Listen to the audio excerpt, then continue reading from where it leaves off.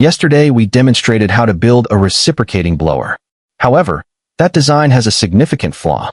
Like many common ancient blowers, the rotor spins clockwise, stops, and then spins counterclockwise. There is a pause in the middle. When the rotation stops, energy is inevitably lost. Furthermore, the casing must be symmetrical rather than the more efficient spiral shape. Similarly, the airbox must pause during the intake and exhaust cycles. It does not produce a continuous airflow. However, by simply changing the mechanical method, we can greatly increase its efficiency. This requires two bearings for support. For this purpose, Kevin harvests a small tree. He divides it into two equal lengths to serve as the bearing blocks. This thinner section of wood will be the rotor. If you ever find yourself stranded on a deserted island, you can use this carbonized wood technique. Grind it into a sharp point to help harvest game. Do not simply try to push it together. It is best to bind a metal tip to one side. The result is much more effective.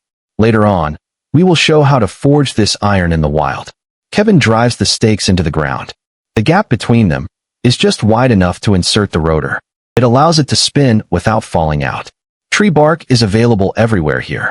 However, you cannot simply use it as rope immediately. You must place it in water to soften it. This process should take several hours. We need the fibers from the inner bark. This is the material used for making cordage. A single strand is easily broken, but a bundle is strong. You must weave them together properly.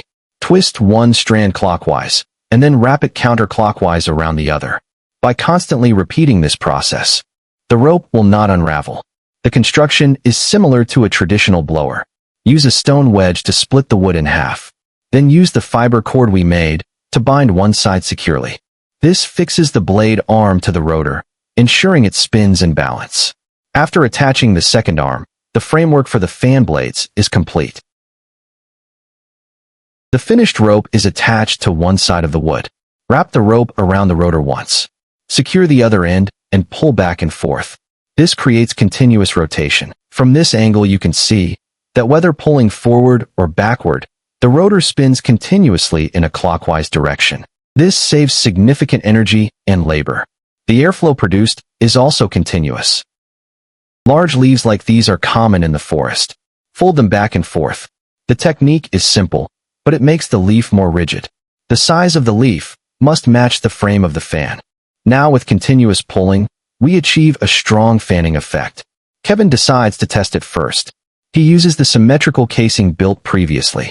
He mounts it on the natural concrete, fixing it in place. The center must align with the bearing. Once secured, he adds the cover. Under continuous rotation, the result is clearly better than before.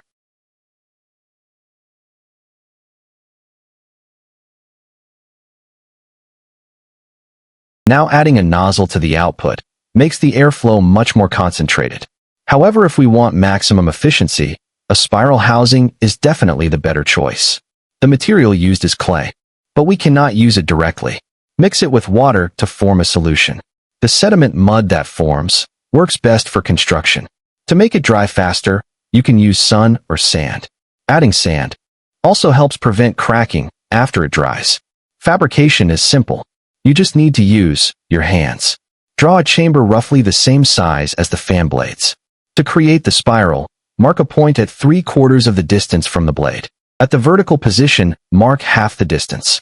At the final vertical position, take 1/4. Start drawing the line outward from the 0-degree position. Connect these points into a single curved line. This forms the volute shape. This spiral design must be used with continuously rotating blades. This results in highly efficient work. The reverse is also true. Remove the excess earth. Sprinkle wood ash on a log the thickness of a calf. Stick the clay onto it. Rub it repeatedly to connect it to the casing. This serves as the nozzle. Build up the outer shell, enclosing the nozzle within it. Once it hardens, pull out the wood to finish the build. The casing cover is much easier. Just make it the same size. Fire can help it dry faster. You can also bake it directly in the fire. The resulting finish is the same as the previous symmetrical shell. You can see yesterday's firing process. We used the fired bricks to build the furnace base. People often ask where the red bricks come from. Tomorrow we will show you that process. Now we must seal the casing cover. Let us test the effect of the single-direction spiral blower.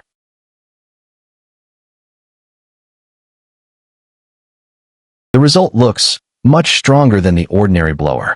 But the true test is to see how it performs in practice. Smelting iron is an effective way to test it. We can use firewood when making bricks, but not when smelting iron. The temperature is far too low. Making charcoal is relatively simple compared to other tasks. Wait until the wood is completely carbonized. Then pour water on it to extinguish it.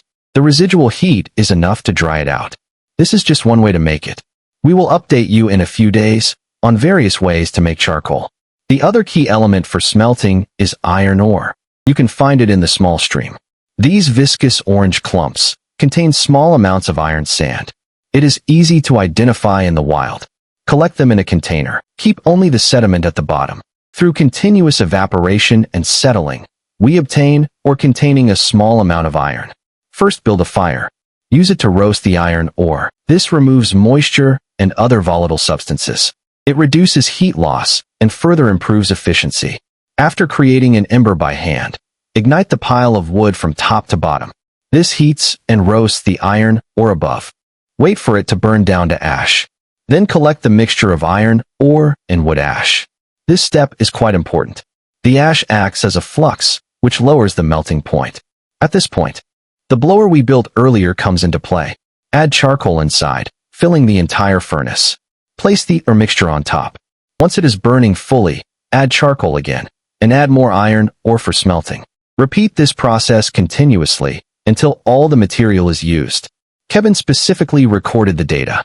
This time, he used 5.8 kilograms of charcoal. He added 1.6 kilograms of iron ore mixture.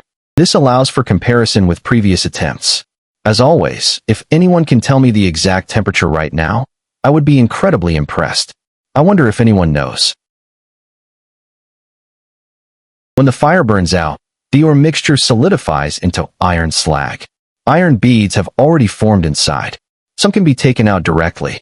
The remaining iron beads must be retrieved by crushing the slag. Comparing this to the iron beads from yesterday, it is obvious that today they are much larger. Even without weighing them, one can see at a glance which method is better. The remaining slag needs to be separated with water. We can still recover some from it. This time we produced a total of 51 grams of iron beads. The previous record was 41 grams. There is already a clear improvement. With these iron beads, forging a single piece of iron is not a problem. He specifically built a flat nozzle to better disperse the airflow. He uses clay to make a mold to hold the iron beads. We can call it a crucible. Fill it with the iron beads. Place it under the blower nozzle. This allows it to heat the crucible directly.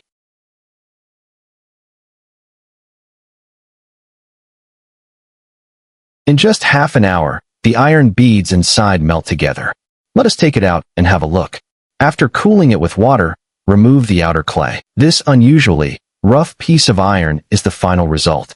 Although it has not been annealed or forged, if we mount it on a wooden handle, its effectiveness speaks for itself.